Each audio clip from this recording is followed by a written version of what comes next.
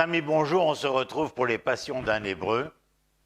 J'aimerais vous entretenir du sujet qui me passionne au quotidien, c'est-à-dire l'enseignement du Tanakh, de la Bible, les 5 livres de la Torah, les prophètes, les hagiographes. Mais plus particulièrement, vous entretenir autour de la revendication biblique. Celle-ci réitère dans la pensée juive à travers ces générations et interpelle Israël au devoir des valeurs morales et éthiques pour asseoir sa souveraineté. Il ne s'agit pas, mes amis, uniquement de notre conduite vis-à-vis des peuples voisins et soumis, mais aussi de nos relations humaines et sociales à l'intérieur même d'Israël. Non seulement notre mansuétude et notre responsabilité envers l'étranger, la veuve, l'orphelin, révèlent le caractère particulier de l'esprit d'Israël, mais non des moindres, notre désir de, et je cite ce passage du Deutéronome, « À la vérité, il ne doit pas y avoir d'indigent chez toi, car l'Éternel veut te bénir dans ce pays que lui, ton Dieu, te destine comme héritage pour le posséder. » Nous sommes au chapitre 15. À travers cet appel divin, l'entendement de la constitution sociétale doit vouloir éradiquer la pauvreté. L'État hébreu doit en être le garant. Il faut s'assurer de ne point émettre de vœux pieux à ce sujet, le considérer comme une simple aspiration. Il est certes l'un des nombreux commandements, mais l'un des plus grands témoins de la spécificité hébraïque, à mon humble avis, la cardinalité de cet État. C'est la justice seule que tu dois rechercher si tu veux te maintenir en possession du pays que l'Éternel ton Dieu te destine. C'est toujours dans le Deutéronome, le livre de Dvarim au chapitre 16. Mais voici le commentaire d'un de nos sages, le rabbin Shimshon Raphaël Hirsch, qui vécut au XIXe siècle. Il interprète ce verset comme un appel commun à l'individu, au peuple et au pouvoir. L'unique fonction d'Israël est de poursuivre inlassablement la justice avec abnégation. Et l'État juif de voir continuellement gagner sa terre en réalisant une justice absolue. Fin de citation. Cependant, tout comme dans le passé, un royaume ne pouvait être dirigé sans une propension à la malfaisance, malheureusement.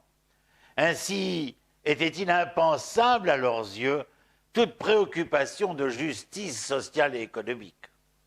Or, la requête biblique est, et je cite, « Or, il y aura toujours des nécessiteux dans le pays.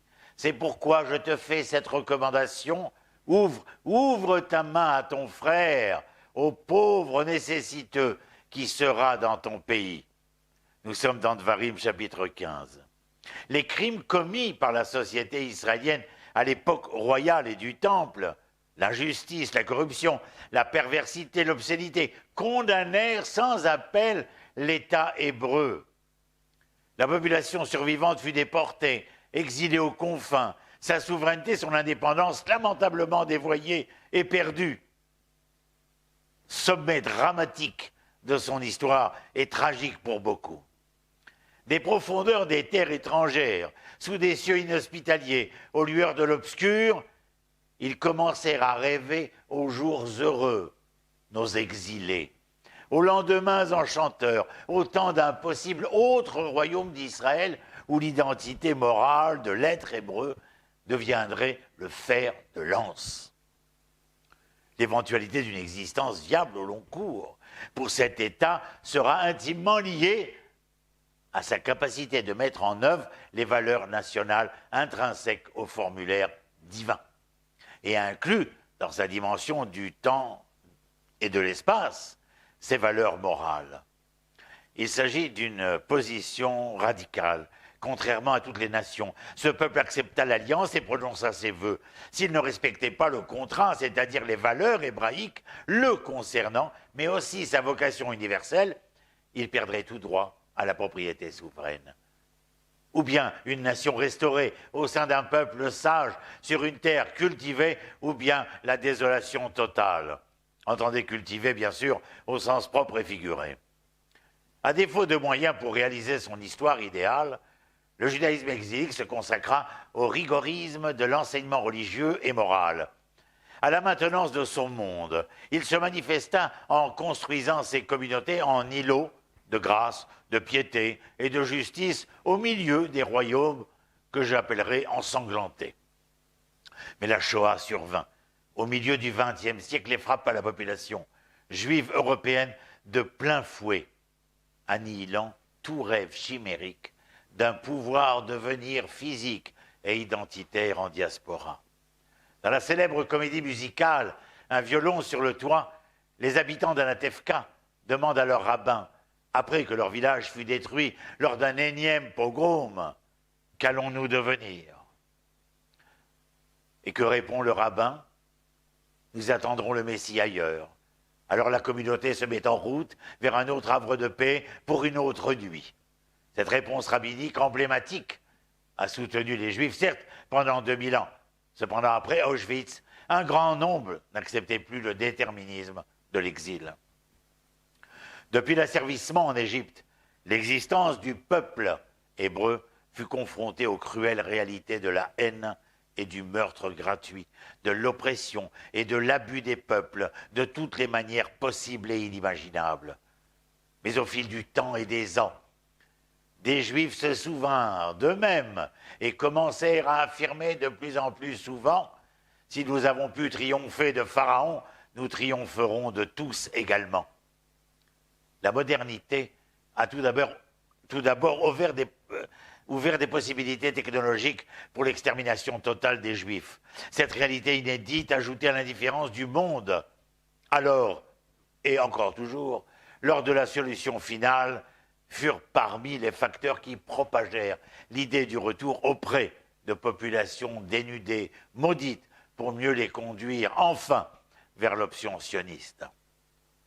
Celle-ci offrait une véritable solution au sort immuable des Juifs de diaspora et simultanément permettait de vivre enfin le vieux rêve du retour à Sion.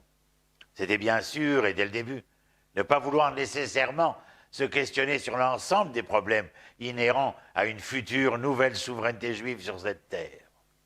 Comment ne pas retomber dans les affres de la décrépitude identitaire sans la mémoire des tenants et des aboutissants de notre histoire? Aujourd'hui encore, les différents pouvoirs en place témoignent sans vergogne de l'inconduite dans l'exercice de ces pouvoirs, la violence des verbes et la manipulation politicienne. Ces caractéristiques-là sont si essentielles à la domination des régnants que dans Le Savant et le Politique, le célèbre sociologue Max Weber forge le concept de violence légitime. Weber définit en effet l'État comme l'institution détenant le monopole de l'usage légitime de la force physique. Je le cite, « Un État est une communauté humaine qui revendique le monopole de l'usage légitime de la force physique sur un territoire donné. » Fin de citation. Mais un État fondé sur le mensonge et la violence ne peut pas être un État hébreu. L'histoire moderne démontre que seul un État-nation peut garantir les droits d'un peuple, y compris bien sûr le droit d'exister. Mais un tel État signifie également le recours à la violence, au contrôle et à la coercition. Il étouffe toute résistance interne, il amplifie les problèmes de sécurité nationale, il s'absout de toute responsabilité face aux injustices sociales conséquentes des magouilles économiques en faveur d'un populisme assujetti. Au siècle dernier, la communauté juive est prise en étau entre le marteau de l'extermination physique, fomentée par les nations, et l'enclume de la corruption intérieure du fait de l'ascendance du pouvoir. L'essentiel de cette complexité sera résolu lorsque les conditions nécessaires à l'existence d'un État souverain seront matures, sans devoir les mettre à mal et consentir aux abîmes de la morale conçue lors des générations précédentes sous l'emprise même du pouvoir politique. Notre monde sera-t-il prêt pour une éventuelle souveraineté nationale sans malveillance et sans horreur, mais surtout empli de ces valeurs et de ces vertus hébraïques auxquelles nous aspirons. Je vous souhaite le mieux et le meilleur, comme d'habitude. Nous sommes encore et toujours prières pour le rétablissement de nos blessés, blessés de guerre, de cette guerre à Gaza.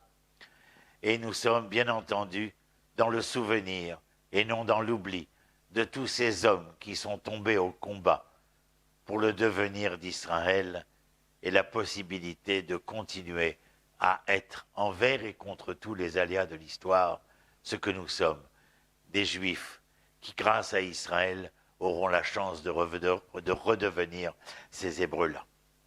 Shalom, shalom, et à très bientôt.